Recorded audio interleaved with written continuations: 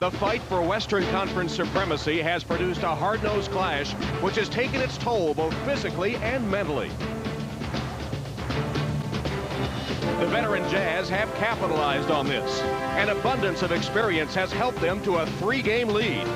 They've dominated the Lakers this entire series, putting on a clinic of teamwork and appear destined to make their second straight trip to the finals.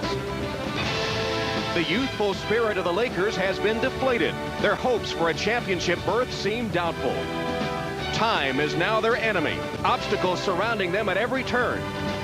They experienced a similar heartache earlier this season, but their fortunes changed after Laker great Jerry West crafted a motivational message. The team's vice president wrote, "You're letting the season slip through your fingers. You need to be consumed by Laker pride. Only one team will be champion.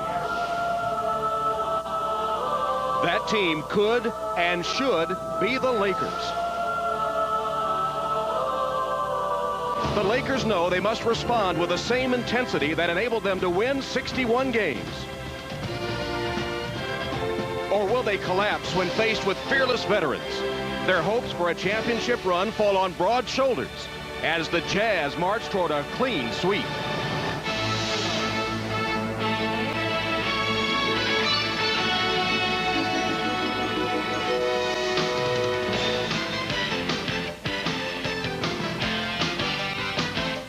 This is the NBA on NBC. The 1998 NBA playoffs. Today, it's the Utah Jazz versus the Los Angeles Lakers. In the final minutes prior to Game 4 of the Western Conference Finals, the Lakers are pensive. Just over a week ago, they were the hottest team in the playoffs. Now they stand on the brink of elimination, unless they can match the heart of the defending Western champions. Meanwhile, across the Forum, the Jazz are so focused on the sweep and a return to the NBA Finals, the do not disturb word went out. No cameras in the Utah locker room. The Great Western Forum in Inglewood, California, is scene of Game 4 of the Western Conference Finals. Hello, everyone, and welcome to the Forum. Tom Hammond with Steve Jones and Bill Walton. You know, when this series began, all the buzz around the NBA was about the Lakers, how great they were playing after they dispatched Seattle. Well, they ran into a Utah team, Steve, that really elevated its game. They did, Tom, and when you think about the careers of John Stockton and Karl Malone, they've had their hearts broken many, many times, and now they're smiling. They're saying, it's our turn to be the heartbreakers, and they are ready to close the door on the Los Angeles Lakers. But whenever they needed a big game and a big moment, it's either been Stockton or Malone to deliver the goods. Well, Shaquille O'Neal has played well offensively for the Lakers, but Bill, what's happened to everybody else? Tom, what was once the most electrifying, dynamic, and up-tempo offense in the NBA, the Laker fast-break attack has been reduced to rubble. Shaquille O'Neal has been playing absolutely phenomenal ball, averaging basically 30 points a game, leading the NBA playoffs in field goal percentage. But the rest of the guys have been standing around watching, doing absolutely nothing in the Lake show. Van Exel has not been proficient from behind the three-point line. Eddie Jones cannot get it done in the half-court game. Rick Fox's three-point game has absolutely disappeared, and Robert Horry has been badly outplayed by Karl Malone. Now, this Laker team, desperate right now. They've got to have it all come together. The chemistry has to be there, the defense to get it going again. They've got one last chance. Who knows what Laker team is going to show up today, Tom. They have not played well in this series. All right, we're ready for Game 4, and so far, the experienced Jazz have handed the youthful Lakers a painful lesson. But in today's Game 4, will the mailman deliver a ticket to the finals, or will Shaq celebrate? First game back since he was injured when Mario Elie knocked him into the scorer's table during the regular season. The beginning of the ball game is extremely important for the Los Angeles Lakers. They've got to set some sort of tempo that gives them a chance to say, we're going to win this game, we're going to win it comfortably. Shaq up and under, draws the foul from Greg Foster. Terrific execution in the set offense for Los Angeles. Every set play, Shaquille should handle the ball, punish the Utah Jazz men inside, let the three-pointers come out of transition on the break.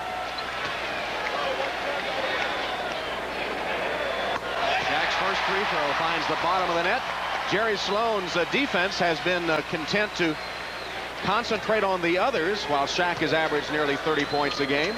rarely double teaming, and if they do double, it's very quickly, and then back to get your man. Tom, it's been a brilliantly conceived game plan by Jerry Sloan, and everything that they've thought about has worked to perfection. Malone with a finger roll over Shaq. That looked like George Gervin. You know, their idea is to try to quicken the game. So the Los Angeles Lakers are going to try to come out and trap, get the ball out of John Stockton's hand. They don't want those kinds of results, layups on the other end. Skip pass to Fisher for three, and Derek Fisher finds the net on the Lakers' first three-point attempt of the game. Steve, the problem with either one of these teams, the Lakers or the Jazz, trapping their opponent, is that Horry and Karl Malone play that high-post swing man position so well. Horry guarding Karl Malone. Malone to Hornacek. Jeff Hornacek over Derek Fisher. Now there's a guy that's due for a bust-out game. Normally a big, difficult shot maker, has been quiet out on the road, and I'm sure that he wants to get going early here against the Lakers. Hornacek averaging only 7 points a game in this series and hitting under 30% of his shots. O'Neal, no basket, waving off. Foul out on the floor. Look around and he finds Jeff Hornacek's number, but what they have done is make it difficult for Shaq to get his initial move. He plays in kind of a rhythm, and if he can't get that good rhythm, he seems to be a little confused, and it takes him a lot longer to get into the game. 30 shots the last time out. Hornacek's first foul, second against the Jazz. Here's Fisher off an O'Neal screen. Got a pick from Horry. Horry falls down, so does Malone. Horry manages to save it. 7 to shoot. O'Neal. A different Shaquille O'Neal to start the game. He's been playing that way in the second half. Fox up to double team Stockton every time. Shaq going quickly before any double team or any defensive situation for Utah can get set. Shaq has half the Laker points to open the game. The deep position by Shaquille. And look, he doesn't even wait. He just goes right by Foster. When a defender puts his hands up while the man's still dribbling down low, that's a surrender. Wave the white flag quickly. 9 to shoot for the Jazz. Russell, that's a 2, had his foot on the line, no good, and rebounded by Shaquille O'Neal. The Jazz feel their success has been on offense because of the willingness to make the extra pass. Laker big men don't rotate that well defensively. Right now, the Jazz are shooting the ball very quickly off the first exchange of the ball. That plays into the hands of the Lakers. The Lakers then can rebound the ball, run the ball. Fox just forced his way in, couldn't convert. Malone the rebound, the outlet to John Stockton. Foster in transition, wide open. He's been beating Shaq up and down the court. Hornacek. Jeff Hornacek. That's what they needed to get him off. He has 4 points in the early going, 2 for 2 shooting, and we're tied. Eddie Jones, and the Lakers like to see that because Jones has been struggling after that superb series against Seattle. He's found the going tough against the Jazz. Del Harris told us yesterday, I got to keep Eddie Jones out of foul trouble because I need his offense, and he needs to see Eddie Jones strike early. Malone. Got a step on Horry, and caught on the top side. Horry concedes the layup to Malone. Again, John Stockton, the perfect delivery of the pass. Robert Horry telling us that they know when Malone's going to break free. The experience of this Jazz team really coming into play here. Baseline follow away from Shaq won't go, and Malone has the board. His second. Stockton, another hard hit going to the ground. Can't believe he doesn't get called on those plays. Greg Foster from outside. Shaq had position on Malone, hauls it down and gets it to Fisher.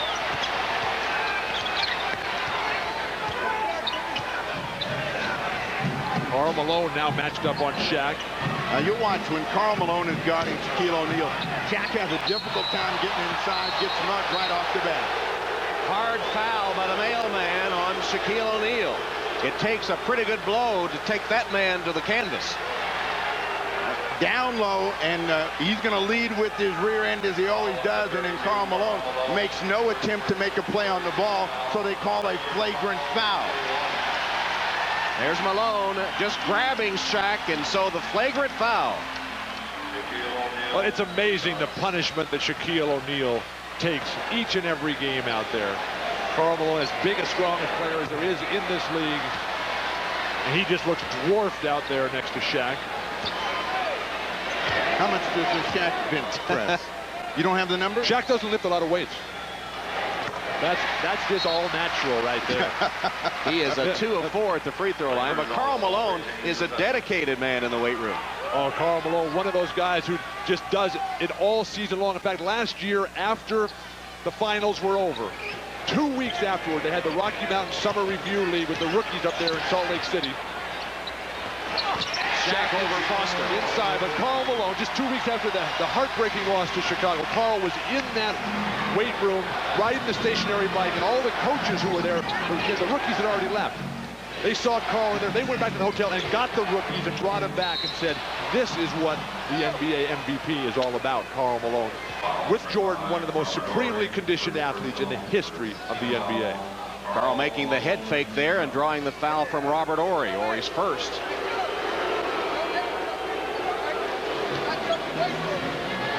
First foul against the Lakers as Malone with 4 points to the free throw line.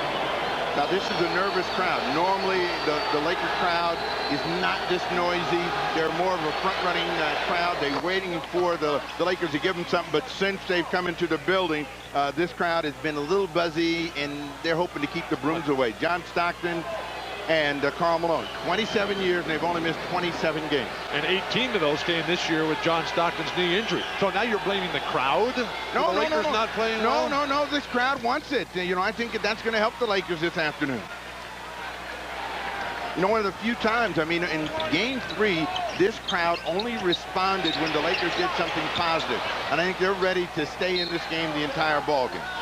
Jazz ball after Eddie Jones shot an air ball on an attempted three. And Malone with a little shove for Horry as the Jazz bring it up court, trailing by 1.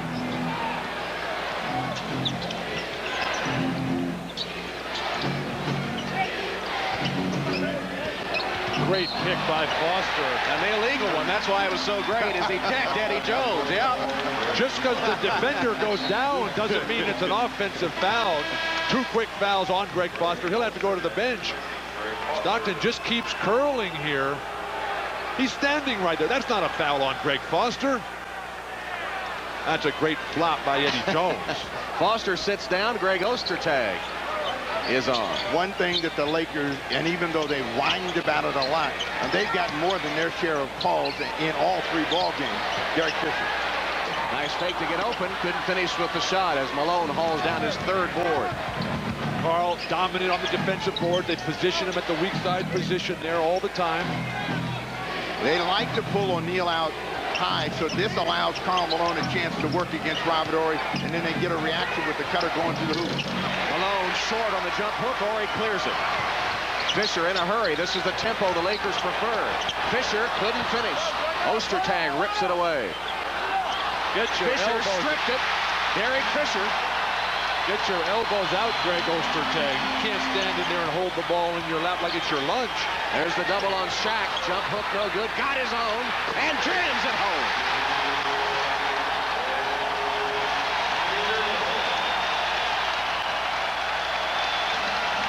Well, he was the torch in Game 3. He had 39. You couldn't say he didn't bring it, but he is really bringing a lot of energy. Normally struggling on the board early, but O'Neal doing the job offensively and defensively on the glass.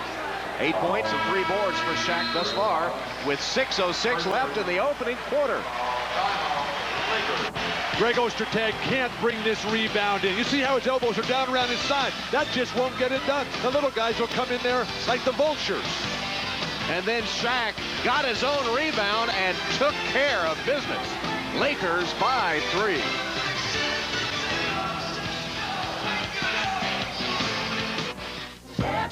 Miller Lite, who reminds you that whenever you feel good, it's Miller time. By the new Nissan Altima. Nissan, life is a journey. Enjoy the ride. And by Nike.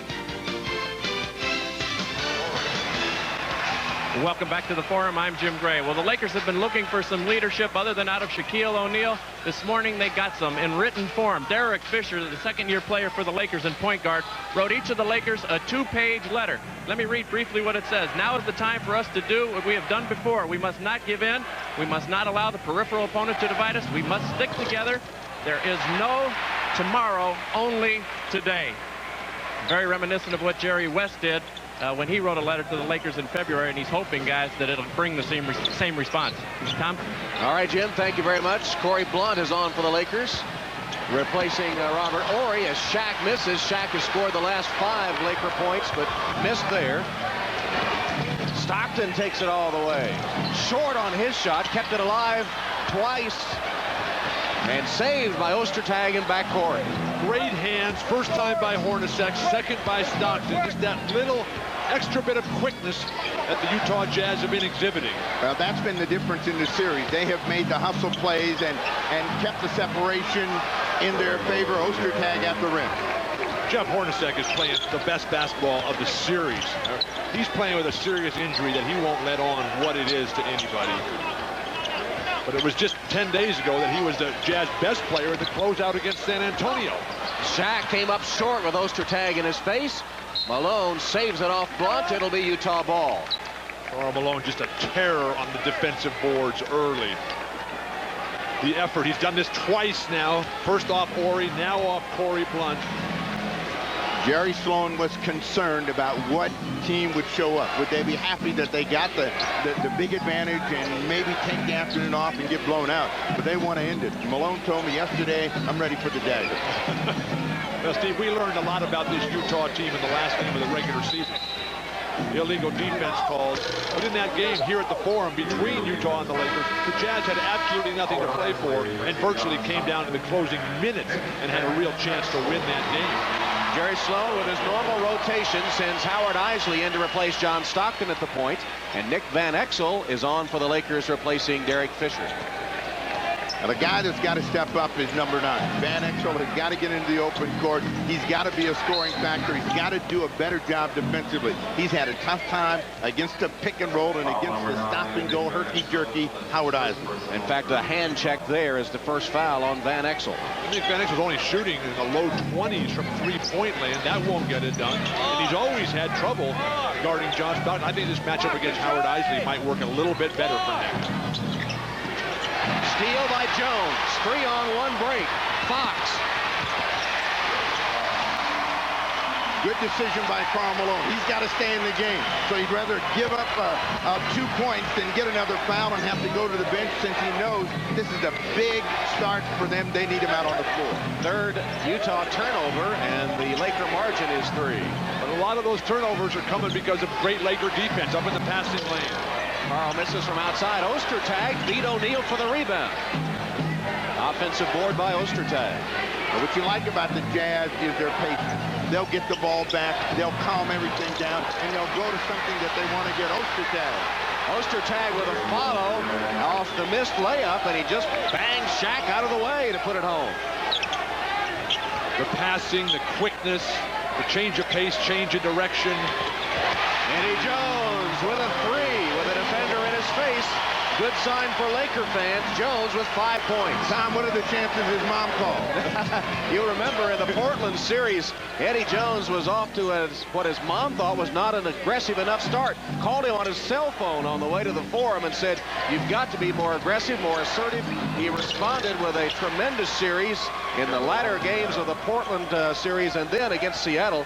In fact, at one point, he had consecutive games of 23, 29, 32 points, all career playoff highs. Fox misses from outside. But, Tom, if that's all it takes, a phone call from mom on the way to work, if all it takes is Derek Fisher writing a letter, why don't they do that every game? Bill, don't underestimate the power of mom. I never do. They're going to have to call a flagrant foul right then.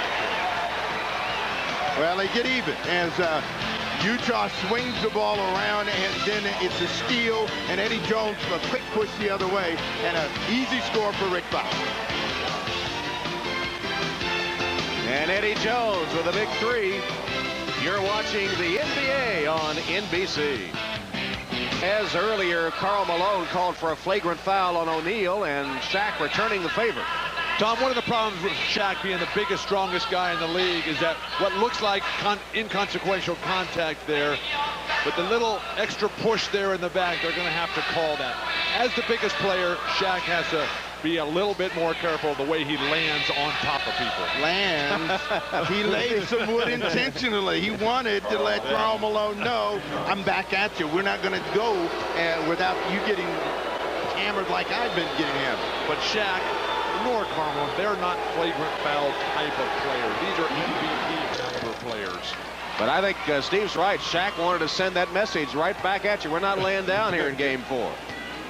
Well, Shaq was telling me, he's just very frustrated at the way the team is playing and how they're not able to get into their fast break game. And it's a sign of frustration. Now it'll be Jazz ball as we check in with Jim Gray. All right, Tom, kind of a poignant moment in the Laker locker room before the game. Somebody walked in and was walking around to all the Lakers, got to Shaquille O'Neal and said thanks and goodbye. Shaq looked at him and said, goodbye? We're not going anywhere. Not now, Tom. All right, I wouldn't want to get Shaq fired up. You don't think that was a Jazz emissary, do you? Well, the Jazz have done what they had to do. Stay in the ball game early and get a jump ball as they tie up Karl Malone. Blunt had Malone and Shaq coming down to help, ties him up. But Tom, there's a lot of very confident Jazz fans in this building here today. In fact, I noticed a number of them bringing brooms in to the building. The ushers questioning what they were doing with those brooms. They said they were here to clean out some lockers. Shaquille slaps it out of bounds on the jump ball, so it'll be Utah basketball. Now Shaq is going to get a breather. Eldon Campbell comes in the ball game. 2:12 left in the first quarter. Utah out shooting Los Angeles 50% to 44%, out rebounding them 11-5. But as you see, we are tied. But that's just a continuation, Tom, of what's going on during the whole series. Malone muscles his way in, then Campbell with a nice block out of Ostertag for the rebound. One of the differences has been the 3 Utah turnovers, and the Lakers have not yet turned it over. Fox hit the underneath side of the rim. Campbell lost it, but Fox is able to save it. Van Exel for 3. Terribly quick shot. There was no reset of the clock. Still at least 10 seconds to go when Nick pulled the trigger. And Malone already has a half dozen rebounds. One of the ways for all of the Lakers to get their game going is take shots that they can make. And they start with 3-point field goals. Those will eat your confidence up in a hurry if you're not knocking them down. Rick Fox commits the foul. Trying to hold Brian Russell away from the ball. The Jazz have all learned from Stockton, from Hornacek, from Isley about that change of pace, change of direction. You sort of walk your man in, and then at the opportune time, you just bust and get right open. As the forum lights up with the sign of Kobe Bryant going to the scorer's table. Bryant's into the game, replacing Fox.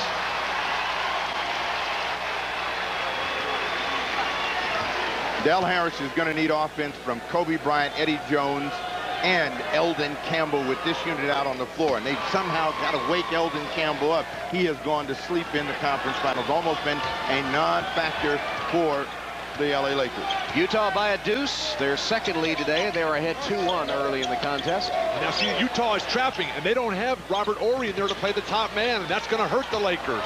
Bryant had nowhere to go with it. Jones was able to save it, but then Ostertag blocks it, and the Jazz have it. Look how hard Karl Malone's running the floor.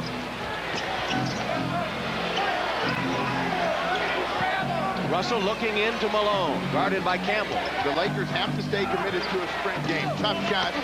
Russell. Blunt clears it to Van Exel. Steve, Utah is not making that early pass in the first quarter of this afternoon's game. Campbell rimmed out. Offensive board by Blunt. Bryant wide open, passes up the 3. Now Campbell low post again, bowling his way against Ostertag, who got a piece of it. Isley. Ostertag is extremely long, and Campbell's going to have to do a better job of getting the shot away. He thinks he can just jump over him, and he can't. Look at the patience of Karl Malone in the low post. All the way over Blunt, won't go down. Campbell to Bryant, and the Lakers will hold for the final shot of the period. Jerry Sloan is hot. He wants better defense out of his team. Gets it right there as they force a mistake from Kobe Bryant, and they will have the final 5 seconds for a score.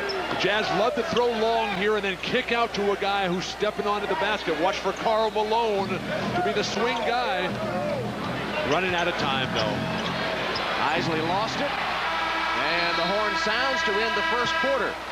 Utah ends the quarter with a 6-0 run to take the lead. At the end of one, it's Utah 20 and Los Angeles 18. The marquee players coming to play today with 8 points apiece. That's the end of the first quarter in Game 4, the Western Conference Finals. It's the Jazz 20 and the Lakers 18. You're watching the NBA on NBC. Between the big stars, they have the attitude that they're not giving up any turf without laying a little wood down, and that's been the story of the first quarter of play.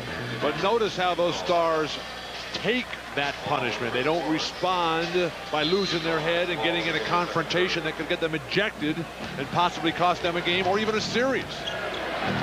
Utah out shooting the Lakers 41-32. Los Angeles has gone over 3 minutes without scoring. Now, the Lakers have been troubled by 30% shooting every first quarter as Shandon Anderson wheels inside against Bryant. Steve, the numbers are staggering in favor of the Utah Jazz throughout the series, and they're continuing. Shandon Anderson continues as well to punish Kobe Bryant inside. Chris Morris also in for the Jazz as the Lakers turn it over. So Van Exel's already gone to the bench. And Shandon Anderson's been one of the heroes.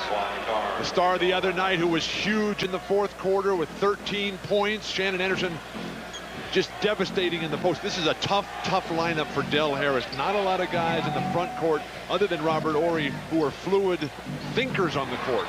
Antoine Carr into the game for the Jazz as Shaquille returns for the Lakers, and Eldon Campbell will go to the bench. Stockton continues to sit as Jerry Sloan has gotten such great production from his bench. Why not? The patience of Jerry Sloan, Tom, in the substitution pattern amazes me. But he knows, and they've really worked on building confidence in his players. Isley for three, and the Jazz, with 5 reserves on the court, are handing it to the Lakers, much as they did Friday night in Game 3. Yeah, those same reserves built a 10-point lead for Jerry Sloan, and that had the LA Lakers fighting uphill the entire ball game. Confident bench looking on as Howard Isley steps back. Now, you want to see confidence, and this is the guy that was struggling coming into this series. Nails a deep three. But the confidence in that he knows no matter what, he's going to play 15 to 25 minutes a game. Another tough call against the Jazz in the post. And already their bench outscoring the Lakers 9-0, a pattern that has been all too familiar to Los Angeles. The Jazz bench has outplayed the Lakers in 2 of the 3 games so far in this series, and 9-0 to start this one, Game 4. And they'll all want to go to the All-Star game. Why not? Well, one of the real keys for Utah is that their second-round draft picks, they got a lot of those guys on this team.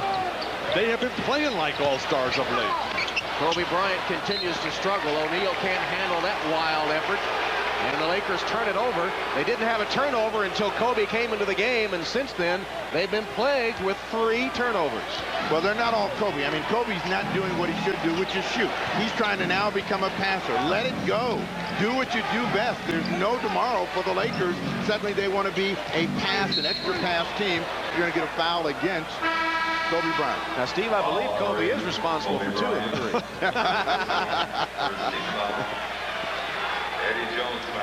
Kobe quickly to the bench here after the turnovers, after picking up the foul.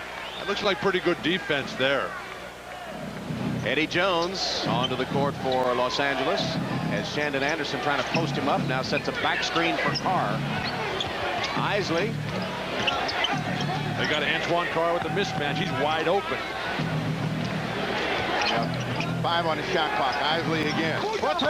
Howard Isley, back-to-back 3-pointers. Tom, the Jazz work on that with Isley all the time, where they count down the shot clock as he's got the dribble, because he's the guy who has it so many times at the end of that shot clock. They work on the bump, the push, the forced rush shots. He's ready to deliver. Jones finally breaks the spell with a Laker bucket after the Jazz, thanks to their bench, had built a 10-point edge. That one cuts it to 8. Utah had scored 12 straight points. Why don't the Lakers pass it to Shaq more in the set offense? The Jazz, no one else for that matter, have found an answer for him yet. That's probably what Del Harris asks every time out. He may be asking that as we speak. Timeout. 9:17 left, and the Jazz starting to smell the sweep. Can Larry Bird's pick Budweiser? Now is the perfect time to enjoy a fresh, cold Beechwood aged Budweiser. By GMC. See your local dealer today. And by Gatorade Thirst Quencher. You either have it in you or you don't. Life is a sport. Drink it up. The key to being a good bench player is to be able to come in and change the flow of the action, and that's what this entire second unit, which plays together so well, has done. Shandon Anderson, Ostertag, Isley, everyone delivering. Antoine Carr setting great screens. The bench production for the Utah Jazz. Greg Ostertag has played marvelous ball today. And that's from a former NBA sixth-man award winner in praise of the bench. Yesterday we saw the Pacers bench pay some dividends in their win over the Bulls, but I think that the Jazz bench is the best in the NBA. I agree with you, Tom, and Larry Bird certainly showed a lot of confidence in those guys, and the quickness of Jalen Rose, the quickness of Travis Best really paid big dividends for Indiana. Right now you have a Laker team that's confused offensively as how to attack, and that's one of the reasons Shaq is not getting the ball. Eddie Jones with the runner against the shot clock. I'll tell you how you ignore Shaq. I'll tell you how you get Shaq the ball. Put him in the low post, have him to put his hand up and come down and throw it to him. There's nothing confusing about that. But give the Utah Jazz some credit. They're confusing them, and that's creating a problem. Carr. See the Utah big front court players.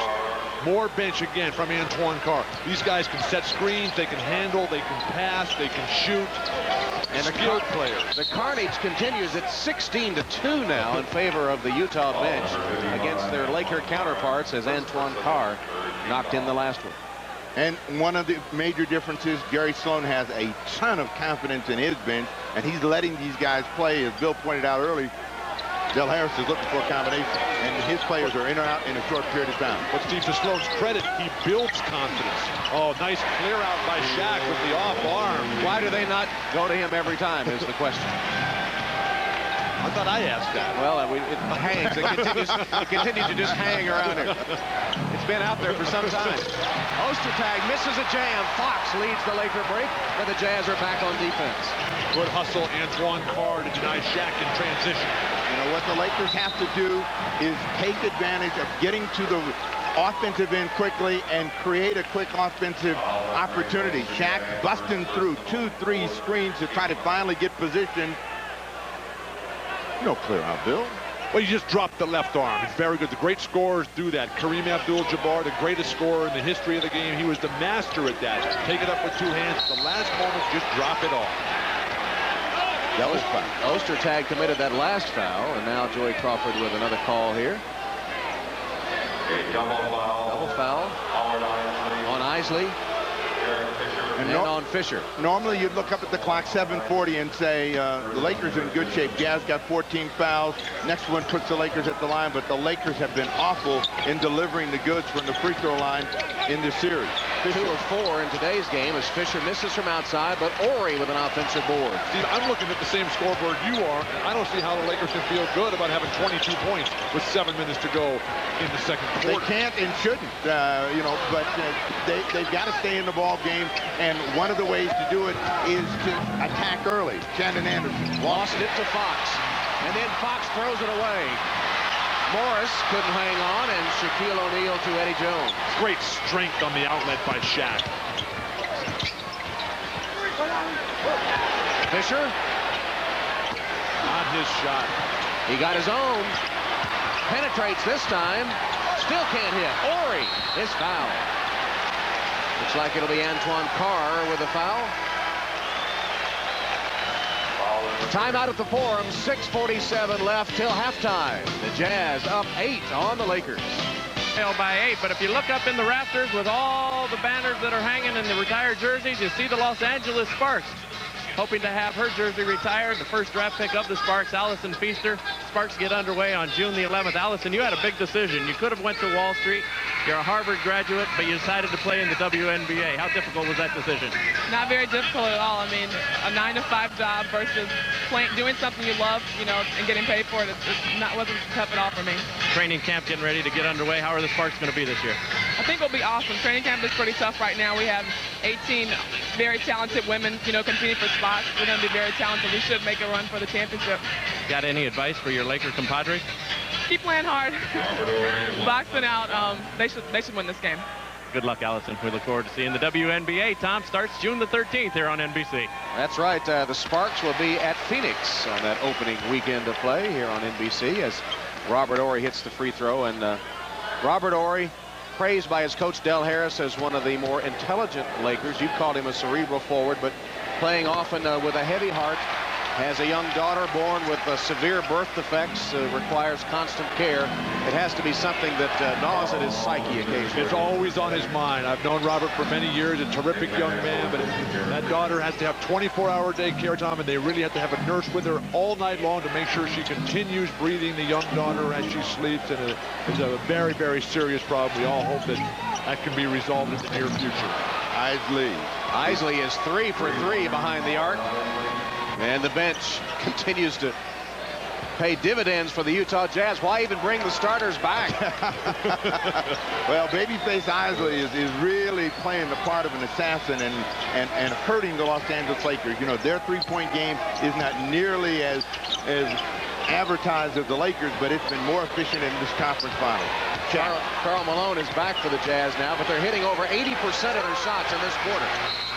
Up against the clock, the Lakers with a miscue, 24-second violation. What else can go wrong? They just continue to make the mental mistakes. Terrific defense, though, by Utah. Shaq did not attack Antoine Carr. Shaq started this game going very aggressively. He had the huge numbers, but since he came back in after a brief rest, it has just not been there for Shaquille. Well, there's 5:40 to go in the ball game, and what the Lakers have to do is just continue to work. They're not that far down on the scoreboard, even though they haven't had anything that they can believe in. Malone. No way to stop that. Now, that's what makes this Utah team so great. And all the cutters, yeah, the three-point shooters. But when you got a guy like Karl who you can give the ball, great passer who can hit a fadeaway 18-footer. That's Kevin McHale. That's Larry Bird. That's Kareem Abdul-Jabbar. And Shaq gets the roll. No way to stop that either. Los Angeles had turned it over 5 times in the last 6 minutes before that Shaq basket. That was after they went the first 11 without a miscue. This is the starting lineup for the Lakers, with the exception of Van Exel for Derek Fisher. Del Harris been under a tremendous amount of criticism on his own website for starting Derek Fisher. But Del Harris told us that, hey, it's not been our starts, it's been our finishes. That's right. That's why he was reluctant to start Van Exel in place of Fisher, as many fans and writers here in L.A. had called for. You see, now you've got Lakers that are reluctant to shoot, and you've got to put the ball in the air. Van Exel was open, didn't. Fox didn't, and then they end up with a tough shot inside. They'll get the ball back with the new 24. Steve, how did Karl Malone end up 5 feet off the court that time? Well, here's a guy in great defensive position, the anchor of the defense, and he ends up in photographer's row. That guy that you said the biggest, the strongest, he gave him a little pop. Morris out of the ball game, Russell in. Chris Morris was terrific in game 3, has not been a factor, didn't get much done, so he goes down. O'Neal tries the reverse, will shoot 2. Let's go to Jim Gray. Often see players, Tom, going at it with the officials. That time, one of the more clever things that has gone on down here. Joey Crawford was screaming to Karl Malone, "It was off you, it was off you," and he was pointing at him, and Karl pointed back and he says, "You're right, you're right." Well, actually, throughout this series, it's been the Lakers that have been crying the blues. I think, Bill and Steve, too much so, too focused on the officials not getting the calls, blah, blah, blah, instead of just playing basketball. And we saw Reggie Miller's comments in the post game yesterday saying, hey, look, we've been complaining too much. We got to come out and play basketball and take advantage of what the referees are going to allow. You have to be the aggressors. That's what Karl Malone has done. That's what John Stockton has done. And Stockton is back for Utah at the point. And it's a lot easier for Karl to agree with the referees when they're up 3-0. That's right. And up in this game, 35-27. Low post Malone, checked by Blunt. And he blocks the fall away that time. Corey Blunt with a good D. Now Jones, one-on-one against Anderson. Gave it up. See, they make that quick early swing, but nobody attacks. Now they're going to set up with O'Neal, and he's got to make his move quickly. But the groan of the Laker fans when the team, the Lakers, just pulled up on that fast break and didn't attack. And then O'Neal missed it. point-blank range, right underneath. Fast break points has been a half-court game. Utah's got 2. The Lakers have 2. This advantage clearly in favor of Utah's Karl Malone.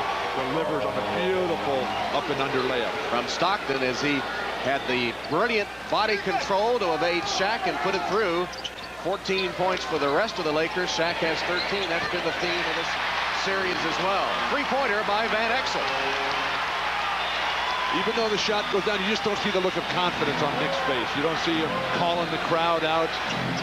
Well, one of the things that will give you confidence is to take some shots, see it go in. And, you know, he had lost his confidence, forced to take that one.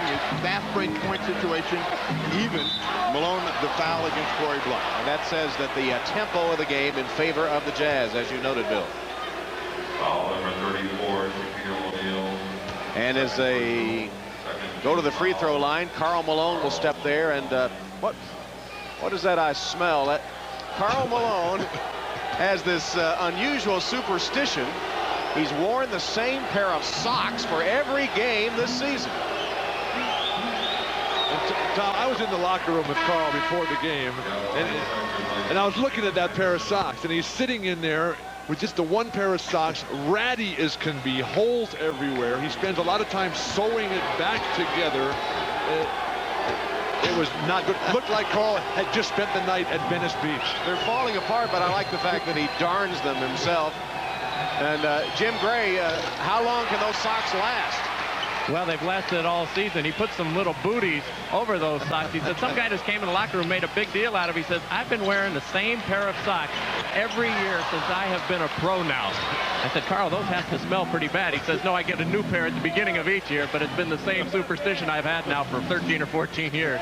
Jim, I wouldn't call them booties in front of Karl if I were you. No, that's what he called them. Russell with a brick.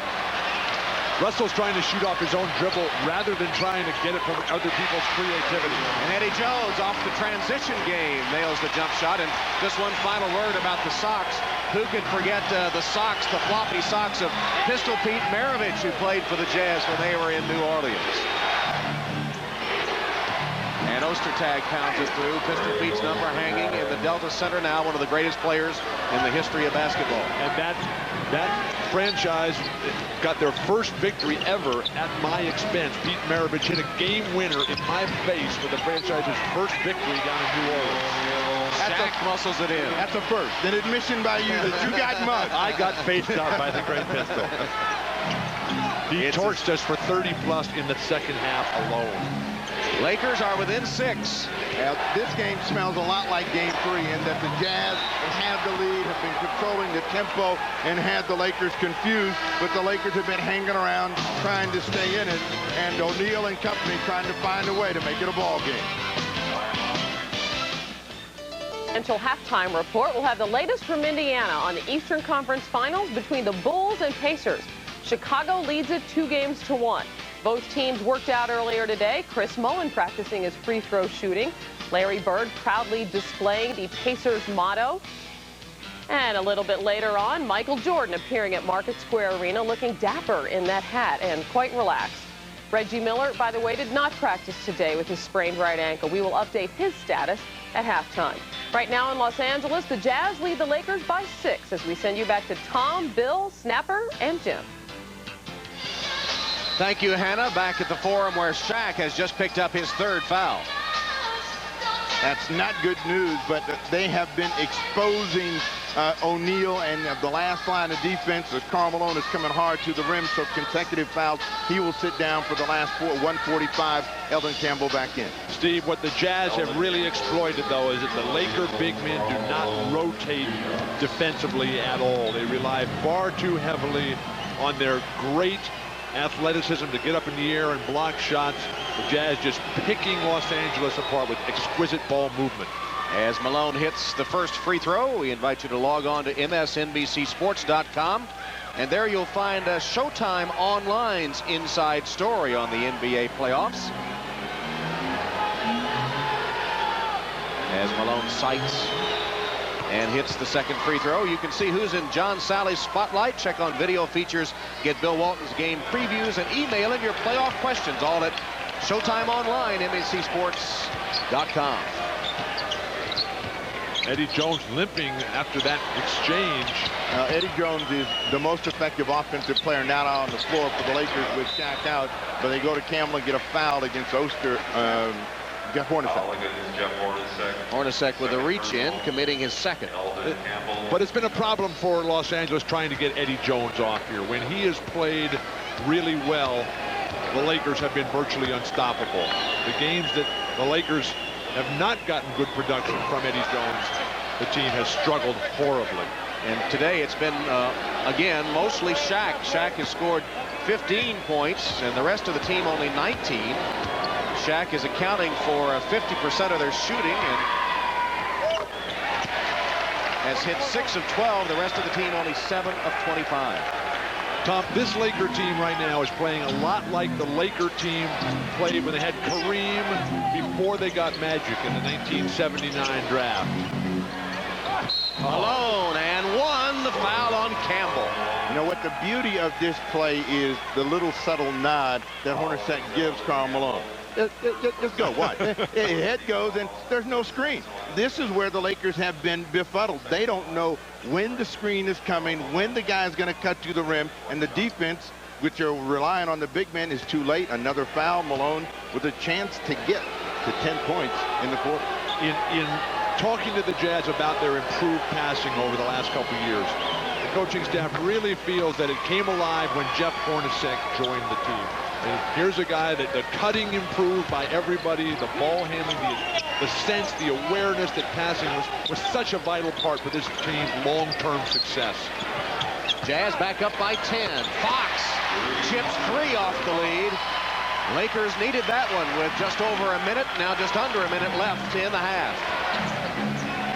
Every team has a personality, and the Lakers can't suddenly become a physical team, a half-court executing team. They've got to be what they are, and I'm sure they're going to talk about it in the next 24 minutes. Block. Jones blocks Hornacek. Lakers get it back. They're down 7 just before halftime. Time to go 2 for 1 for Los Angeles, but they can't even turn a great block shot into a quick scoring opportunity. Van Exel leaves it. Layup missed by Jones. Missed the layup. Intimidation, Ostertag. And Fox with a foul of Hornacek. Jeff Hornacek, really one of the great athletes. You know, the best thing about the Jazz is they run straight line. Now, he is not running fluidly, but he's taking the straightest course to the hoop that he can, where the Lakers are not doing the same thing. They don't get the defense exposed in the open. Hornacek for a pair of free throws. But Steve, he's not just a great basketball player. When Jeff Hornacek was 9 years old, he was the national champion in the baseball pitch, hit, and throw championships. His dad, in fact, was a high school baseball and basketball coach in the Chicago area. And Jeff, the competition was in Atlanta, and they drove down there. The family did. Their mom was 9 months pregnant with the second son in the family, Jeff being the oldest. Jeff went down there and dominated the competition, and then went on to basketball greatness. Was a walk-on at Iowa State, and has become a brilliant throw. Lakers hold for the final shot with Van Exel. Scoops it up, no good. Follow, no good at the buzzer. At the end of the first half, Shaquille O'Neal once again has played well. The rest of the team missing in action. At the end of the first half in Game 4, Utah looking for the sweep and leading the Lakers at intermission 47-38. Now stay tuned for the Prudential halftime report coming up after these messages. You're watching the NBA on NBC.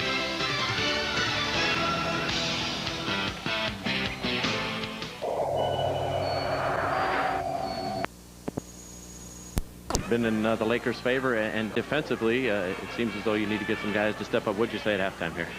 Yeah, we've got to try to play Laker ball here. We're letting them intimidate us in our cutting, you know, by grabbing, holding. We're not going head on through and setting good picks, and you know, that's causing 35% shooting. So furthermore, we got to push the ball up the court, get into more our tempo instead of just the walk tempo. All right, Del, thank you for your time. All right, back out to you, Tom. One of the key words, I think, there was intimidation. And that's not a good sign for Los Angeles. With Shaquille O'Neal, you should be the intimidator, not the intimidatee. Yeah, just last week he was saying they should change his name from Shaquille to Dominator, and he hasn't been the dominant force, and certainly the Lakers have had all kinds of problems as Derek Fisher got nailed on a screen. And Hornacek missed a wide open look too hard off the glass. The hardest thing, though, to get back for a team is their spirit. A quick 20-second timeout here.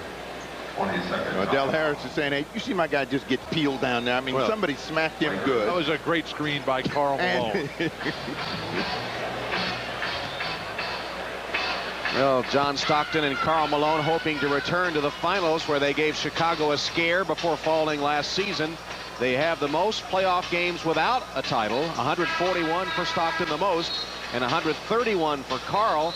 Of course, if they do return to the finals, there'll be a slight difference. This time they'll have home court advantage. The only guy that's applauding that is Elgin Baylor. You know how long he's been sitting there as the #1 guy, and now somebody has gone by him. So he knows what it's like to work and languish without a title, and Stockton and Malone don't want to stay in that same category. Well, the toughest part of it for Elgin was that the championship finally came just after he hurt his knee so terribly that he could never come back and play again. That brilliant style that he had. Fisher with a penetration and the pull-up up against the shot clock. It won't go. And rebounded by Utah.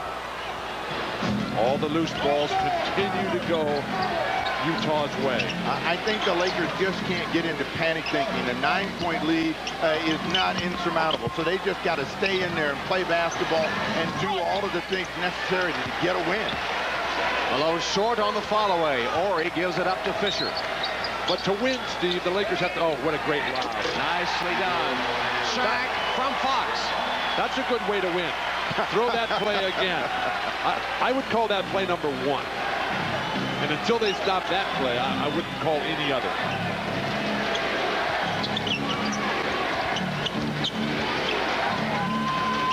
Malone on the low block against Ori, gave it to Hornacek. And the Jazz don't want to stand around, but they get a bust out for Hornacek.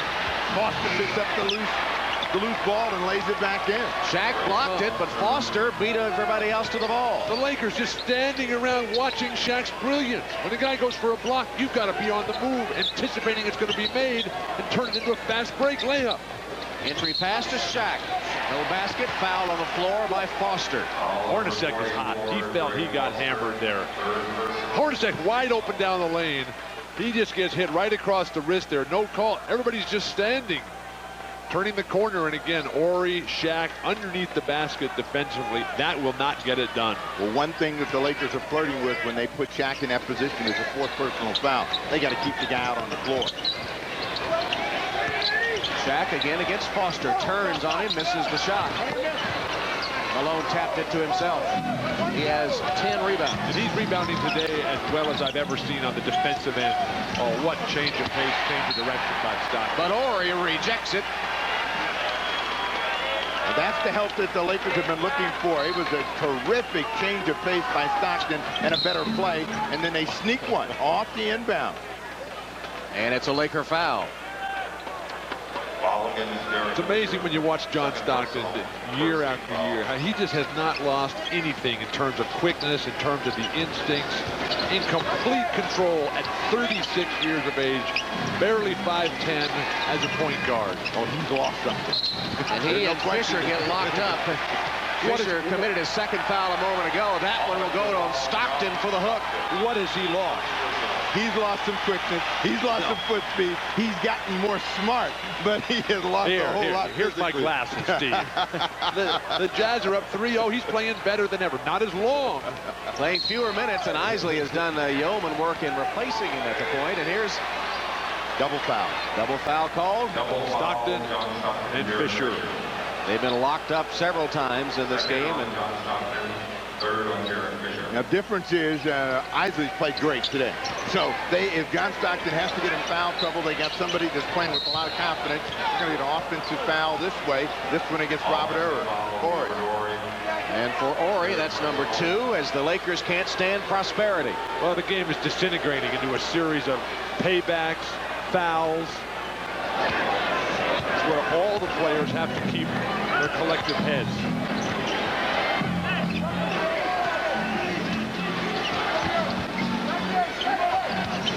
Stockton driving baseline.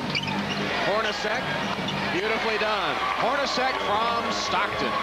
That is just terrific basketball. They know Stockton's not going to try to score that ball inside. They just keep moving. Gets it in perfect rhythm for Hornacek. Shaquille works himself free for the layup.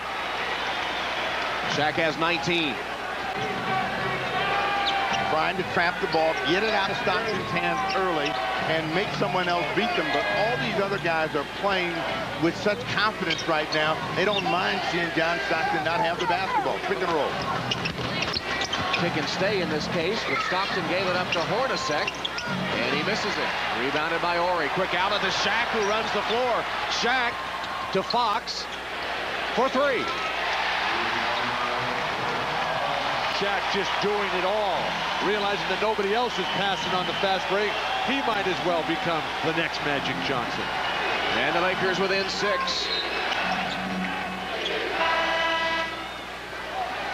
Lakers have hit 5 of 10 from the arc. Robert Horry called for his 3rd foul. Normally you don't like to outlet the ball to a 7'2", 325-pound man running the lane.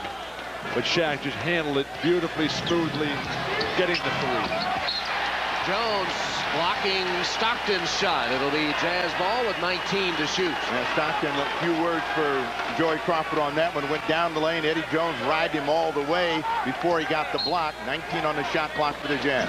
This is what so many teams try to do against John Stockton. Come with the off guard. Here Eddie Jones for the Lakers with more size, more strength, more length to try to deny John Stockton. Skip pass to Russell. Challenge Shaq. If it's on Shaquille, it'll be his 4th. It could be on Fox, however. Let's see. No, that has to be on Shaquille. It is on Shaq, and that is number 4. That is the problem that they've had. See, they're allowing the guy to beat him off the dribble. Who's the last line of defense? Shot the ball. He got to it first, then continued on, got a piece of the arm and the body. Steve, let's go back to Friday night, game 3. Brian Russell late in the game. 2 huge drives right down the basket, knowing he was going to get his head taken off. Shaq has to go to the bench now. Del Harris protecting him with foul. But when I saw Brian Russell willing to put his life and health, career on the line, I knew that this Jazz team was ready to take the next step toward that championship. You think it was life and health? It was that dangerous? If you drive in like that on Shaq, your life is in your own hands. Fox for 3. Air ball. Just missed.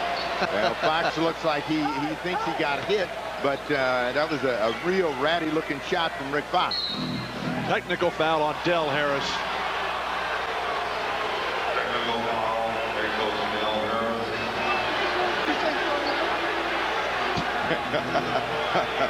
Del doing that country appeal.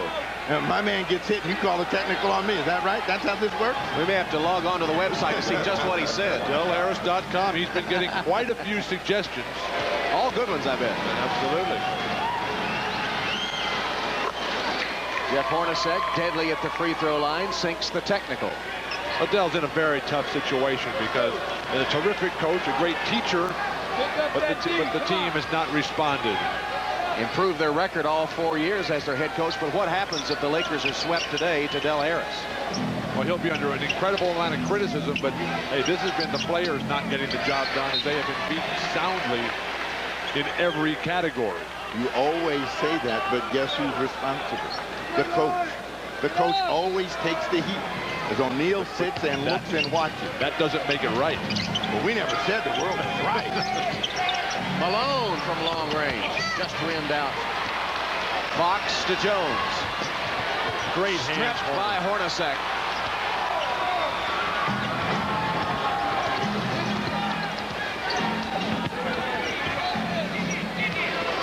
Here's Malone facing on Campbell. He's over it. Rimmed off to Ori. Now the Lakers are getting rebounds with a chance to run, and they've got to want it more than the Utah Jazz. They can't meander up the floor any longer. They've got to really come with some reckless abandon. Jones an open 3. Rebounded by Campbell.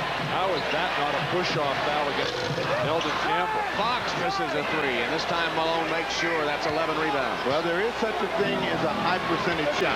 The Lakers are not taking it, and that's why their percentage is down, and they're down 9 on the scoreboard. 2 3-point attempts when you could get inside that line and get something cheap. Derek Fisher called for the foul as he tried to body Stockton. And Derek has 4. John Stockton just absolutely relentless trying to establish that screening position. You're watching the NBA on NBC. Tons of fouls on the Utah Post defenders.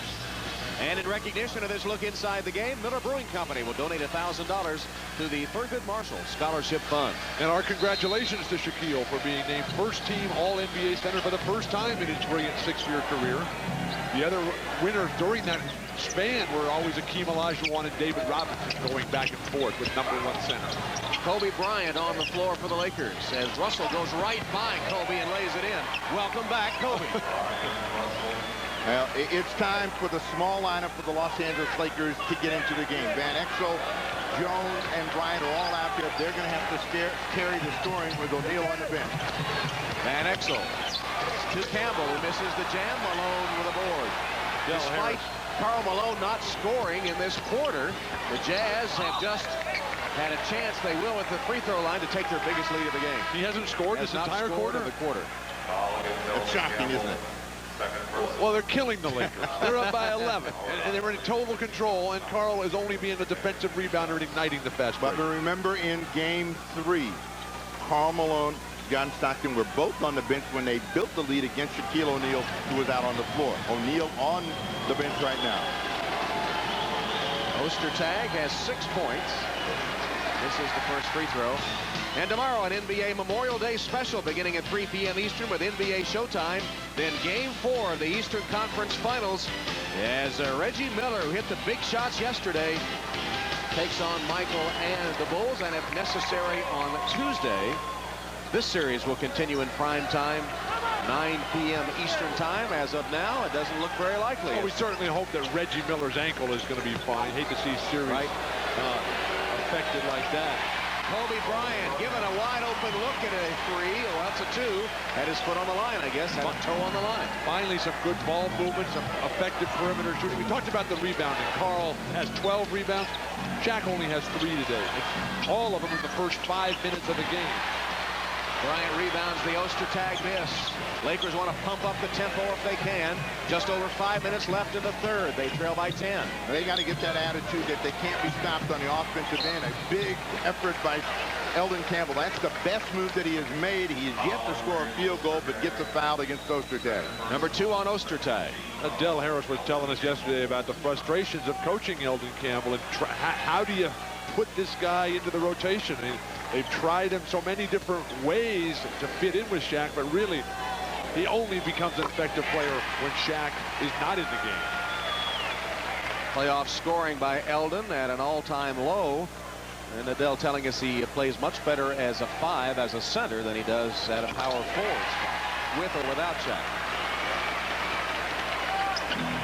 And so it makes it very difficult for Del Harris. You know, with Robert Horry not playing brilliant basketball this series, but with the alternative being Elden Campbell, Corey Blunt, and Mario Bennett, that's not a choice that Del Harris is willing to make. Isley penetrates, finds the open man, Russell. Long range 2, Brian Russell with 8 points. Russell come alive here in the quarter, 6 in the quarter, the leading scorer in the quarter for the Utah Jazz, but it's that same kind of inefficiency defending the pick and roll that's got the Lakers in trouble. Campbell trying to force it. Did force it. Ostertag blocked it. Eddie Jones double pumps and draws the foul. This has been Brian Russell's quarter, though, Steve. And here's a guy who moved to San Bernardino, a suburb of Los Angeles, when he was 10 years old, went to neighboring Long Beach State here, was the center on that team, played the middle of a 2-3 zone, and now has just developed into an outstanding small forward. That foul was the second on Karl Malone. Eddie Jones. When the team wins, Eddie Jones is just absolutely spectacular. Probably because of him being spectacular, they're winning. But when they lose, the numbers just are not there. He has 11 today. Nice pass, Karl. Ostertag made the fake. Kobe bit on it, and Ostertag from Malone with now 9 points. What they have done against the Laker trap is center the ball very quickly. The defense doesn't react quick enough. You've got people standing right at the basket like Ostertag for an easy 2. That type of play, though, it just doesn't work anymore against Utah. Van Exel to Campbell, nicely done. Van Exel penetrated, drew the defense, and found Campbell for the jam. You always say you don't want an opponent to hang around. That's what the Lakers are doing right now, trying to make a little surge with 3:39 to go. But back to Russell against Bryant. Blocked. And the crowd gets fired up over that. Elden Campbell's out of the play. His shoe is untied in the back court. Isley takes a foul. Now, Kobe Bryant has been, he's been posterized a few times with some post moves, but this one is going to be sent back. A real good reaction against a pretty lively Brian Russell. O'Neal coming back in the game. Huge gamble here by Del Harris, but I think Del Harris thinks if I'm going to make a push, it's right now. And he's got a little momentum now, and I think he wants to capitalize on it. The Lakers within 8, just over 3 minutes left in the third. Gamble, the house is about to fall off the cliff. Van Exel to Shaq. The mudslides are coming, Steve. This is not a gamble.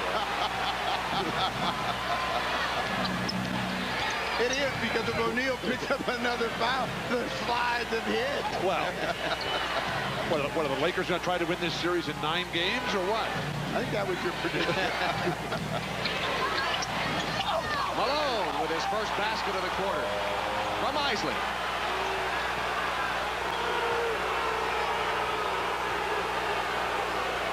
But the one thing the Jazz have been able to do, keep this crowd out of this ball game. Look at that, dominating the paint. And that area belongs to the Utah Jazz and not Shaquille O'Neal. Pick and roll, Van Exel and O'Neal, and Isley knocks Van Exel down. Howard Isley picks up his 4th foul. Karl Malone has just been everywhere. Setting the screen and then the roll. The Lakers just cannot deal with any of the Jazz offensive executions. Karl Malone just too good.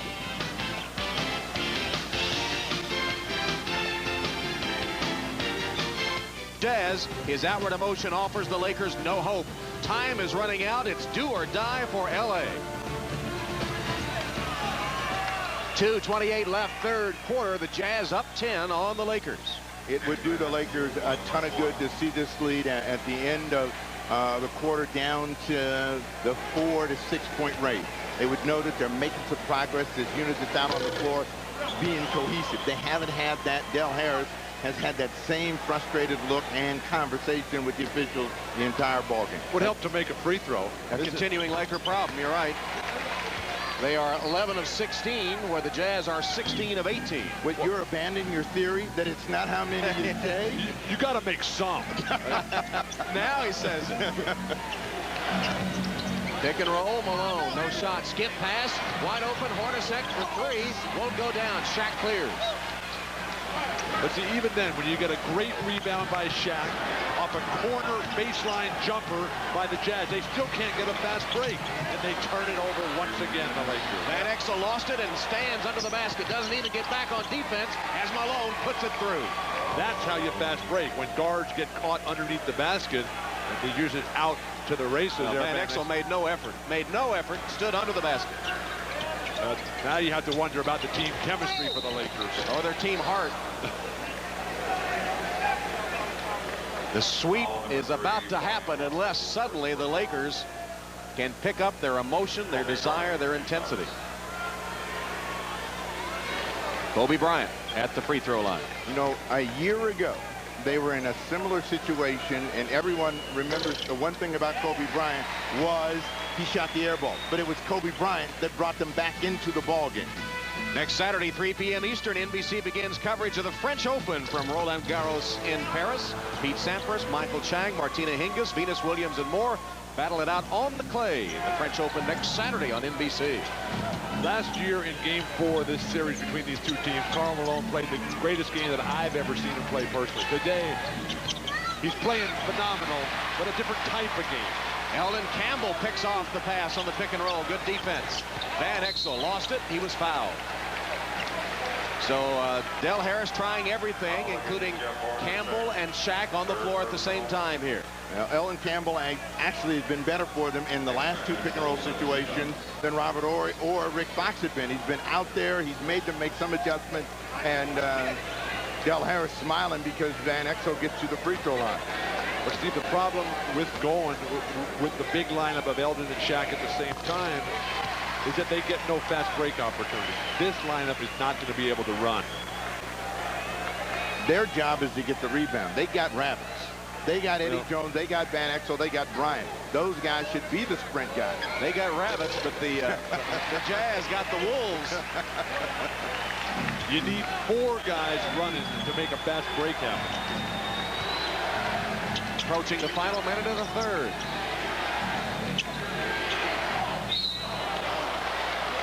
Eldon Campbell with a silly foul against Jeff Hornacek, trying to set a good solid screen. Third on Eldon. We got a double team. Double technical. Hornacek and Campbell. Joey Crawford said, look, that nudging and bumping that you're doing, we're trying to keep you guys from provoking something, and you want to keep it going. So he hammered them both with tees, but Hornacek gets the shooter.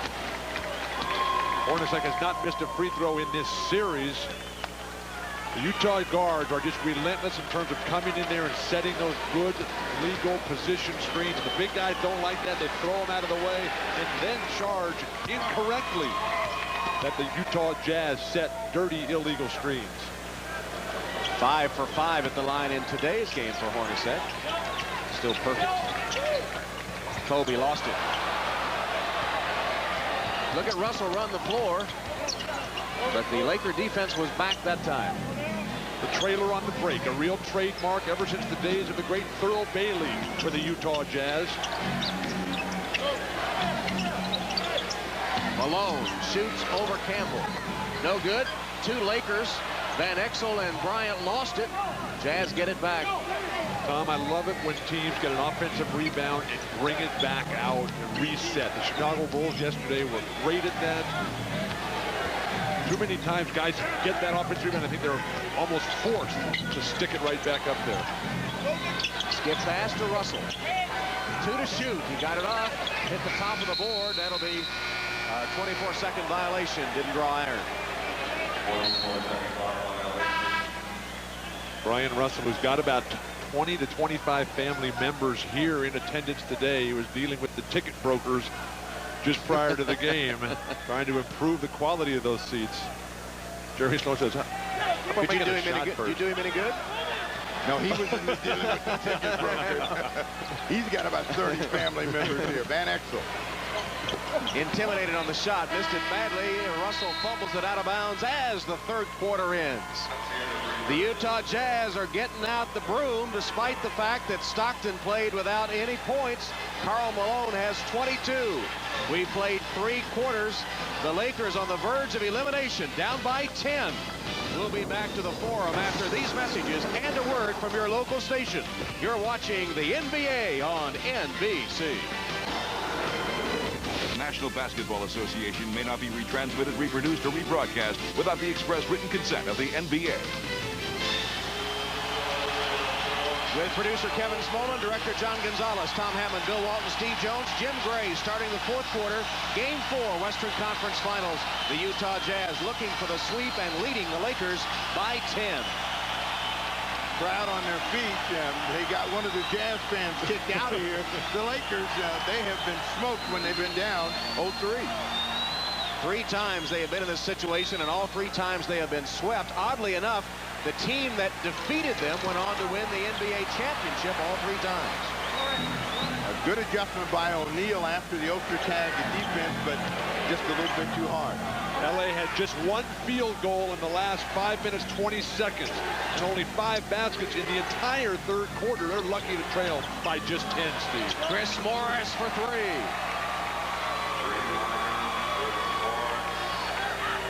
And like a predator, like a shark smelling of blood in the water, the Jazz are trying to put the knockout punch on the Lakers. The Jazz have got phenomenal play out of Chris Morris, out of Shandon Anderson, out of Brian Russell. The 3-man, the small forward plays well for Utah. They are tough to stop. Jones can't answer, but Shaq off the offensive board jams it home.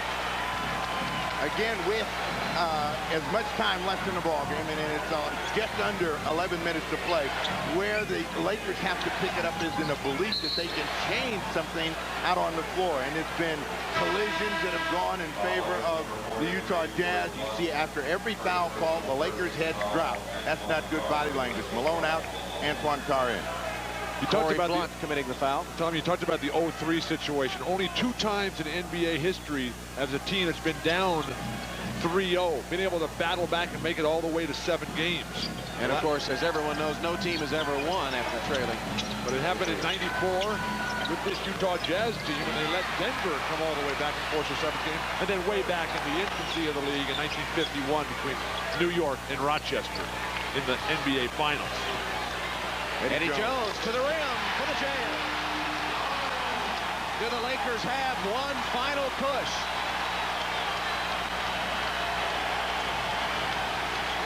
One of the great things about this Utah Jazz team, Tom, is the way they've learned to respond to the huge performances of the other team. Ostertag with a follow, the Morris miss. Shaq in transition. 23 for Shaq, the game's top scorer. Finally, the Laker offense has come alive. They certainly have waited long enough. They slumbered through 3 quarters and 3.5 games for that matter. Great screen by Ostertag. And Morris with a reverse from Ostertag. Every time, and it's been that way in game 3 today. Every time they make a little run, there's a Morris, there's an Ostertag to answer the call, and the Utah Jazz, they continue to lead. Can Larry Bird's pay you by Dr. Pepper and your local Dr. Pepper bottler. Dr. Pepper, this is the taste. By Toyota, every day belongs to you. Make it count. Toyota every day. And by Visa, it's everywhere you want to be. Shaquille O'Neal knows the pain of being swept out of the playoffs. 1995 NBA Finals while still playing for the Orlando Magic.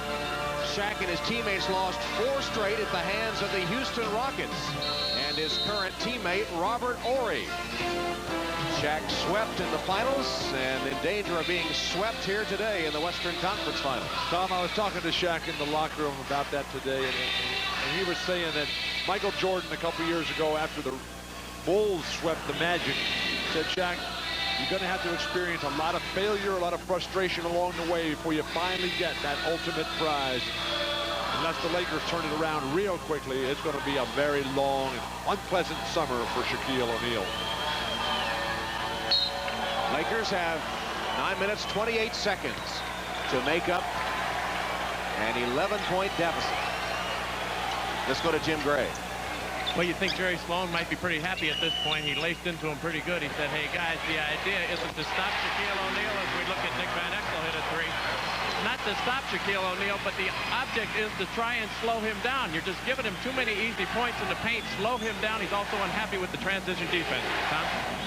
All right, Jim, Van Exel with that key 3. You see the leading scorers. And a steal. It's Van Exel. Gives it up to Eddie Jones. Nice play. Nick Van Exel hits the 3 and then assists to Jones for the jam. And the Lakers, after having been outplayed in every aspect of the game throughout the entire series, finally on the brink, ready to fall off the cliff, they finally come alive. Van Exel makes it happen, hits the 3, then the steal and the assist, and suddenly the Lakers within a half dozen. Reggie and the Pacers, the Bulls jumped out to that quick 2-0 series lead, but yesterday the Pacers and Reggie came up big. Will Michael and the Bulls bounce back, or will the Pacers even the series? The NBA on NBC, Chicago, Indiana tomorrow starts at 3 o'clock Eastern time with NBA Showtime. There's the schedule on Wednesday. They'll move back to Chicago Friday and Sunday if necessary. Now, Jerry Sloan is going for the closer. Karl Malone has come back in the ball game as well as Isley has played. John Stockton is back in the ball game. Shandon Anderson, Antoine Carr, and Chris Morris. So the Lakers put on a little bit of a run, and Jerry Sloan said, I'm going to put the big guys in and see if we can't kill them. It's an 11-4 run since Chris Morris hit that three-pointer to give the Jazz a 13-point lead. What the Lakers can't do is put the Utah Jazz in a situation where they're going to score some cheap points with the lead. They're going to call Van Exel for the hand check outside.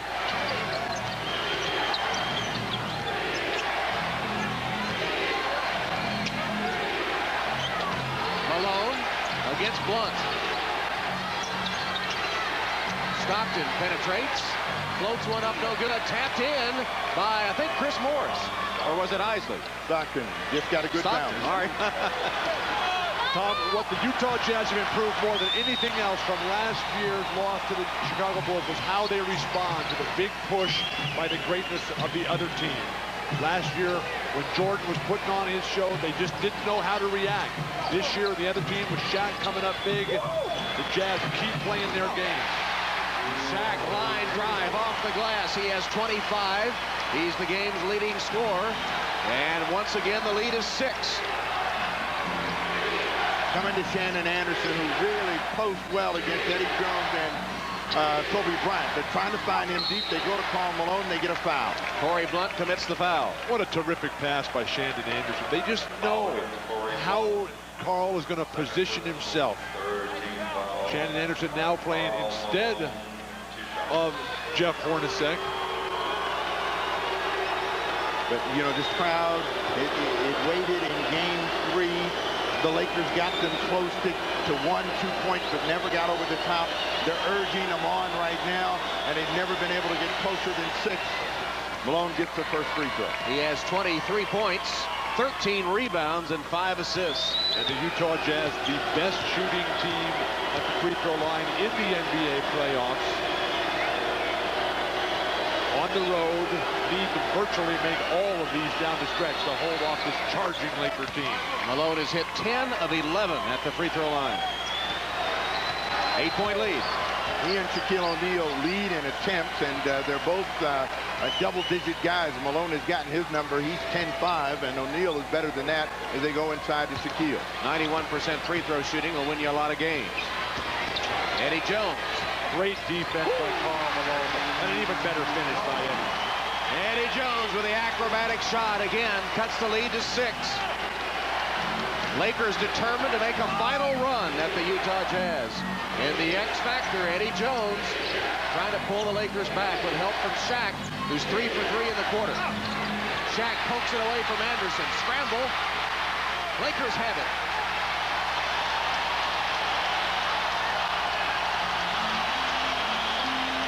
Van Exel with a seam, can't finish.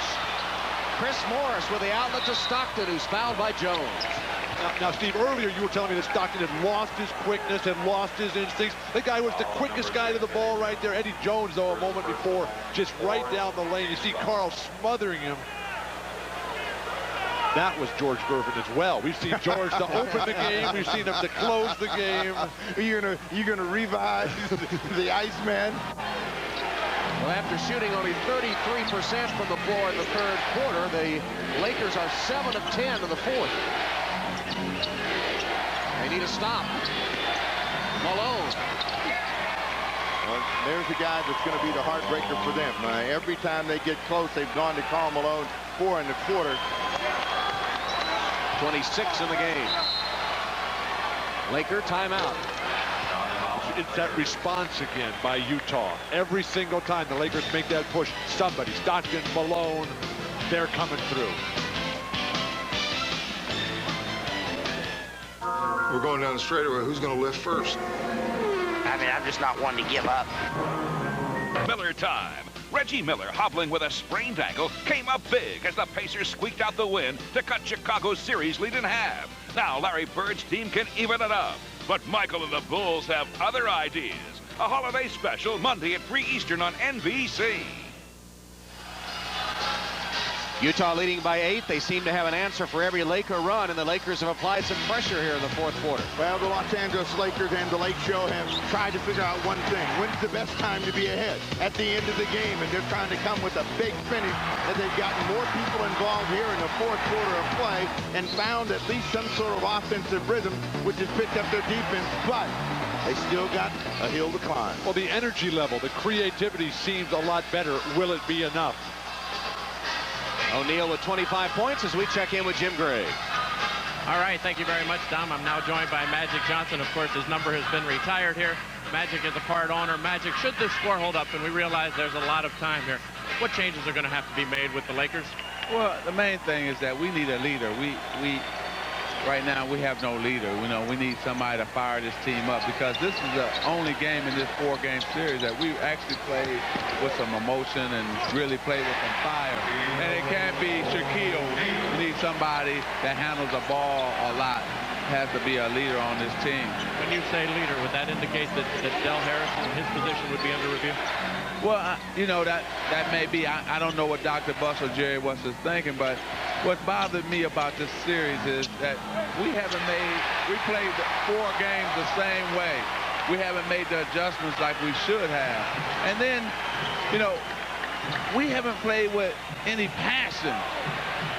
I don't mind if we lose, but it's the way we've been losing that bothers me. You mentioned Jerry West. He has a very difficult decision.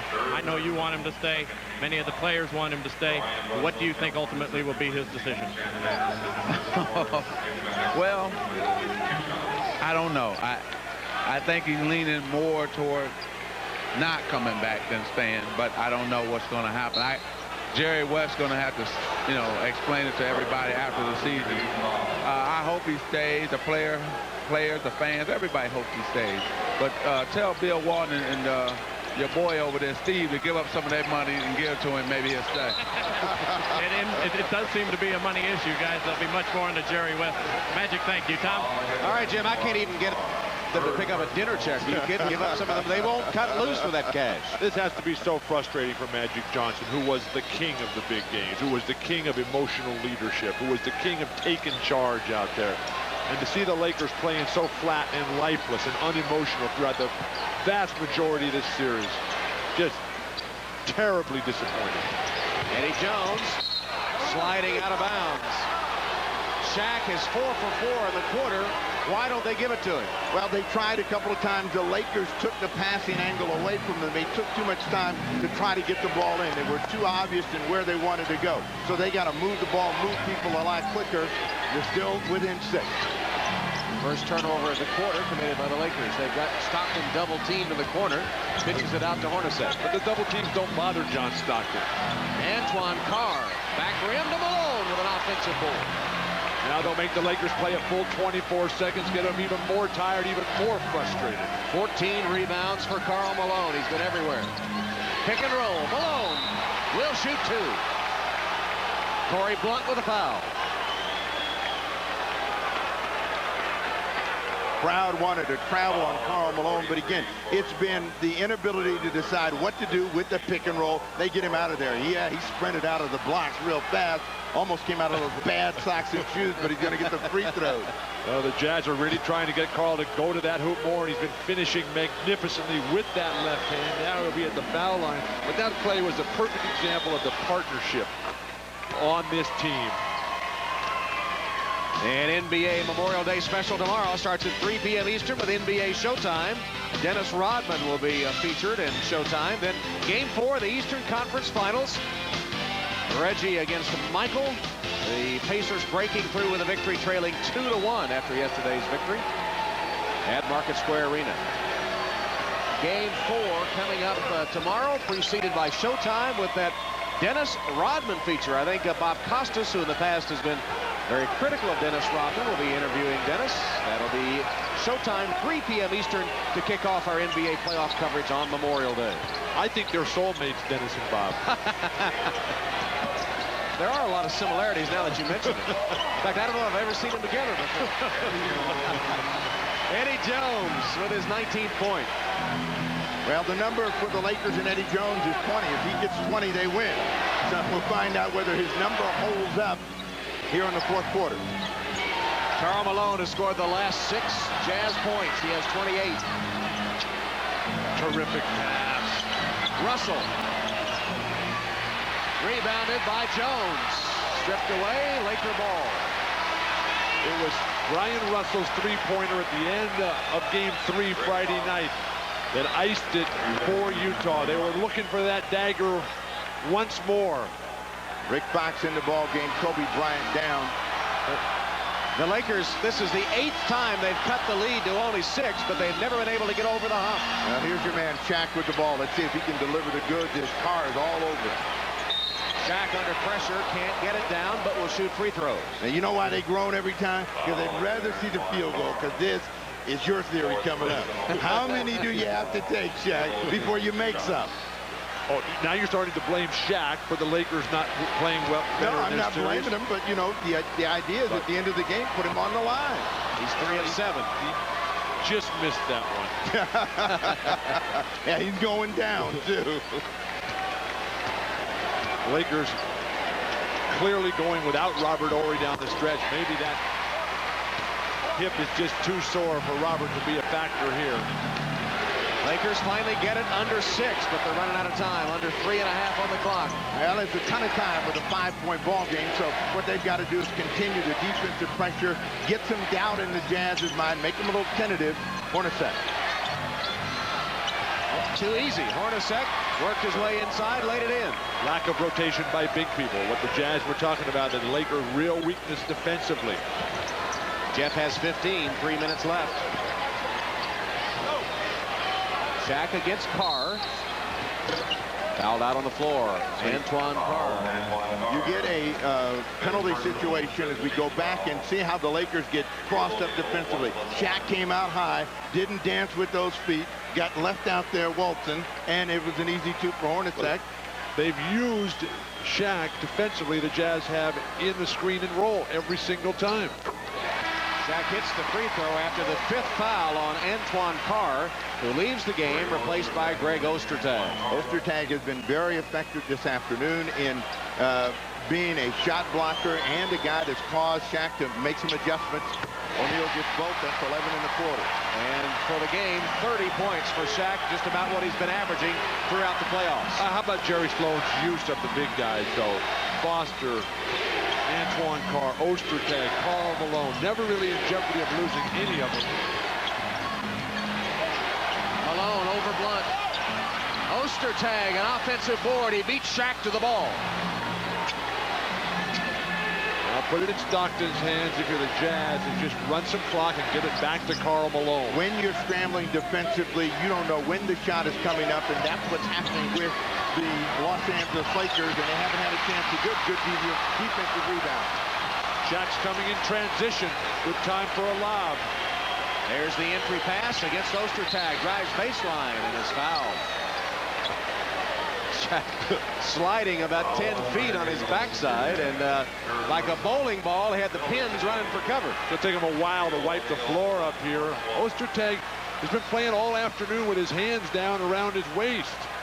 You got to get your hands out when you're guarding a dribbler, up when you're guarding a shooter. Here's one of your questions. How about moving your feet? That'll help a lot too. And not going with your hip.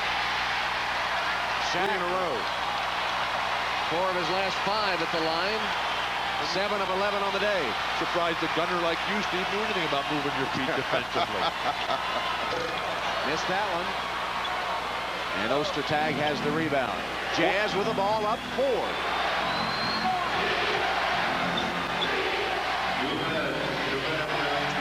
Just less than 2 minutes to play. Game 4, Jazz looking for the sweep.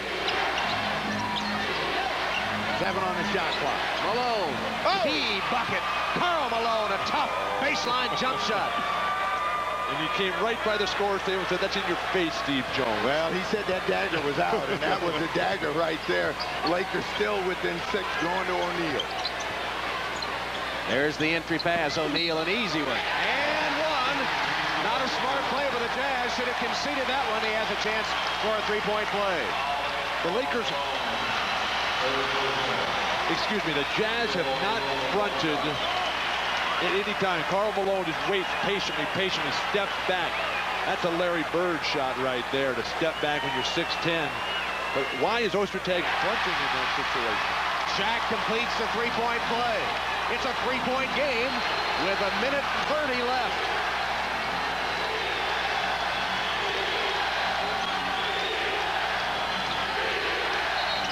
Stockton is fouled. Eddie Jones riding him all the way. That's going to quiet the crowd down. They had really worked themselves up into a fever pitch, but he couldn't get across the screen. Stockton just bearing in, so it'll be a pair of free throws for Stockton and the Jazz. John has not shot a terrific percentage in this conference finals, but he's not had a lot of attempts either. That's only his third point of this game. Antoine Carr with 5 fouls for the Jazz, the only player in danger of being disqualified at the moment, but several players, as you see, in foul trouble. Here's Carr returning for the Jazz. Well, Ostertag having trouble with the position of O'Neal. They're going to bring in Antoine Carr, who's able to put a big body on him. Stockton gets them both. Stockton hits 2 to push the Jazz lead to 5.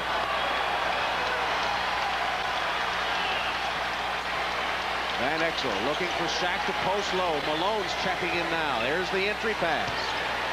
Shaq spins and is fouled by Karl Malone. That'll be his 4th. The best thing for the Lakers is the clock is stopping with every possession.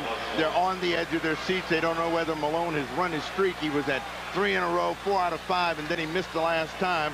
Can he reestablish? Meanwhile, the hack of Shaq has not been working because he's been hitting his free throws.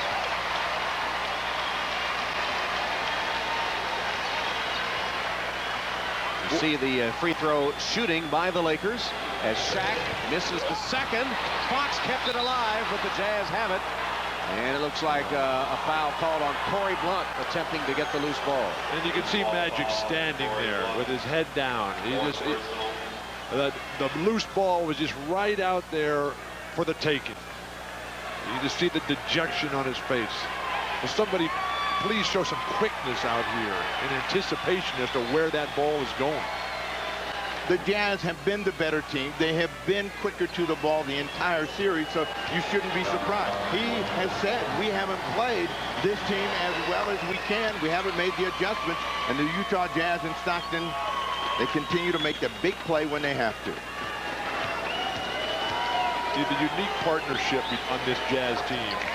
Unique in this league. They got a combination of young guys and old guys. They got big guys that set screens for little guys out top. They got little guys setting screens for big guys underneath. Really a symbiotic relationship on this team. 90-84 Utah looking for the sweep. The professional basketball life of Jerry West has been blanketed in Forum blue and gold. The 13-time All-Star used his extraordinary skills to help the Lakers to 9 NBA Finals. His greatest triumph as a player, the '72 Laker championship. The memory of that moment still lingering in the Forum today. But the end of a long-lasting relationship, the team to which he gave so much, could be coming to an end. Is this the final game over which Jerry West will preside as the Laker vice president? He has said this summer he may be leaving the Lakers. A question of burnout, of health problems maybe, or is it a matter simply of money between he and the owner, Dr. Jerry Buss? I can't imagine the Lakers without Jerry West, but Magic's comments, they didn't sound that confident or positive. Time for one final effort, and Shaquille O'Neal with a chance for a three-point play. Again, it has been O'Neal that has been putting them on his back and keeping them close. A chance for a three-point play as Carr fouls out of the ball game. Antoine Carr disqualified with 6. That play took 5 seconds. So the Lakers, if they can get 3, still have plenty of time. Chris Morris coming in the ball game for Antoine Carr. They're going small.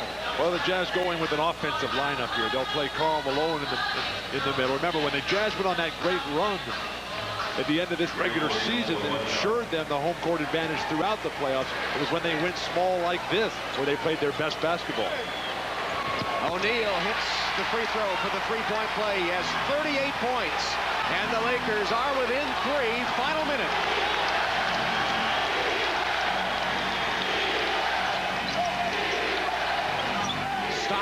Looking inside, guarded by Jones. 10 to shoot. Stockton lost it out of bounds. Laker ball. Tom, one of the few times you'll see John Stockton stuck along that baseline. That's the last place a guard wants to be. When he was younger, he was quicker. He wouldn't have got stuck there. Van Exel Coming back to Shaq. Shaq sets a screen, pick and roll. Now Shaq posting low against Malone. Flashes it back out to Fox. 8 to shoot. Malone puts it up and in. No basket. No basket.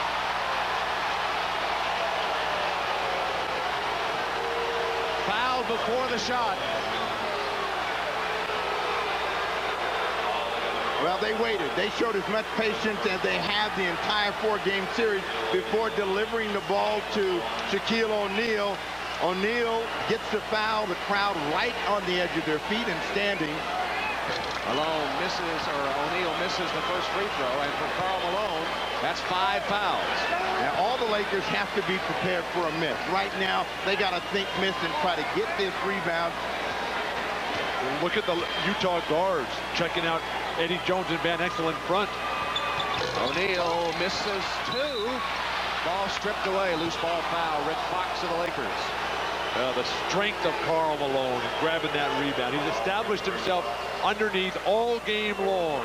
Now, you asked too much. You really do ask too much of Shaq. I mean, he has a history of poor free throwing. He's been tremendous this afternoon. And with all of the weight sitting right here, you stick him on the line. He misses 2. Nobody's ready to rebound. Karl Malone's had a great afternoon rebounding the ball. Crowd begging for some misses. Malone has been deadly at the free throw line. He has missed only 1 shot, 12 of 13. Now 13 of 14 at the free throw line. He has 31 points. And remember, this was a guy that had a chance to win game 1 in Chicago with some free throws. So you talk about dealing with pressure, he knows the deal. But you're also talking about a franchise that knows about skill development, about character development. It epitomizes the entire Utah organization. Karl Malone here with a chance. 4-point lead. Karl Malone knocks down 2 pressure free throws after Shaq had missed 2. 26.3 seconds remaining. The Jazz up 92-87 in search of the sweep. 0.3 seconds left in this game 4. Well, the Los Angeles Lakers are going to try to get a quick score. They've got to take the quick early score, then they got to try to come back, make a gamble, try to steal the ball, stop the clock. Jazz are not going to let them have it easy. Kobe Bryant against Russell. Takes it to the rim and one. Just what they wanted. Very little time off the clock. Jerry Sloan can't believe. Well, there's a foul here. So if you're going to get a call, you don't. They let him continue on. He hangs Kobe Bryant. I didn't even see the second foul. Right. I think you're right. I didn't either. Jerry Sloan is telling his troops, move the ball, move the ball. Free throw rolls in. It's a 2-point game. 22 seconds left. Well, the Jazz don't have to shoot, so the Lakers are going to have to do foul. something. They're going to have to stop the clock. They can't foul Stockton. They give it to Foster. Somebody needed to foul him. Now they talk about that moving the ball. And now they finally have to foul John Stockton. Stockton or Hornacek were the ones you did not want to foul. Foster had it for a moment, but no one was ready to foul him. There you see the Foster, although he's a pretty good free throw shooter, Hornacek and normally Stockton are deadly. Well, the Jazz have been the best free throwing team through the regular season. Your theory is that it's not how many you take, but how many you make. Or is it the other way around?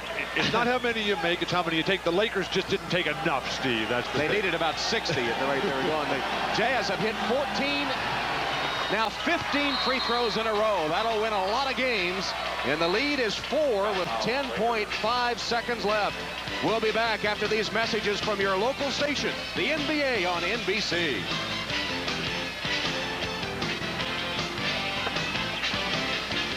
NBC at 10.5 seconds, and we talked about the great bench play of the Utah Jazz, but with the game on the line, it's been the big 3. Malone, Stockton, and Hornacek. They have scored the Jazz last 20 points. And Jerry Sloan's brought back Greg Foster. They don't want to have Karl Malone possibly foul out. Van Exel lays it in, 7.3 seconds. Remember all the precious seconds they wasted last time before fouling. They do it again. Foster with a jam and one, and that'll do it. 2.5 seconds left. They do it again. After they got the quick hitting play, they never could get to the ball, and you can see the dejection on the Los Angeles Lakers bench as they never responded the way that they should have through the 4 games. Steve, I like what the Jazz did here in terms of moving the ball, not just standing there waiting to get fouled. It's one thing if you're Jeff Hornacek, yeah, but you see the excitement, the exuberance on the Utah Jazz bench. Greg Foster, who's been through the wars, who's been the victim of a lot of unfortunate career breaks. They did the right thing and missed. Eddie Jones. And that's the final horn, and the sweep is complete. The Western King still reigns. The Utah Jazz are returning to the NBA Finals. 96-92, Utah with a sweep of the Lakers. Let's go to Jim Gray. All right, thank you very much. I'm now with Karl Malone. Karl, you're headed back to the finals. Never anticipated this sweep. How much will the home court advantage help you in the finals? Well, I think the most important thing now is for us to savor this for a minute. We had a lot of things working against us all year long, but everybody stepped up and continued to play. I think it's going to mean a lot to us, but now the most important thing is we have to protect our home court, because whoever we play is going to be a tough challenge, and we just need to take one game at a time. But we put ourselves in this position all year long when a lot of people didn't give us a chance. I'm really proud of the guys. 2 questions in one here. 10 days off, 7 to 10 days off, help or hurt? And do you get the feeling that you're getting this John Elway type of sentiment around the country? They'd like to see you and Stockton win a championship? Well, I don't like to talk about that much, but I did watch Denver. And when John Elway dove for that first down, it really said a lot. And that's the feeling I'm starting to get. But I watched Denver. I love Green Bay also, but I watched Denver, and it's like one of those things that you was proud of them, but we have to go do it on the floor. And I just want to say that everybody hung in there tough and did the job we're capable of doing.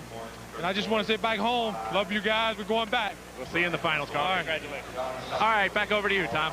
All right, Jim. Karl with 32 points, 14 rebounds, and 5 assists. He scored 10 points in the last 8 minutes. Game-high honors Shaquille O'Neal with 38. Be sure to join us tomorrow on NBC Sports for more NBA playoff action. The day starts at 3 p.m. Eastern with NBA Showtime and Dennis Rodman. Then the Chicago Bulls and Indiana Pacers in Game 4 of the Eastern Conference Finals tomorrow on NBC. For Bill Walton, Steve Jones, and Jim Gray, this is Tom Hammond saying so long from Los Angeles. This has been a presentation of the NBA on NBC. The 2000 Olympic Games in Sydney.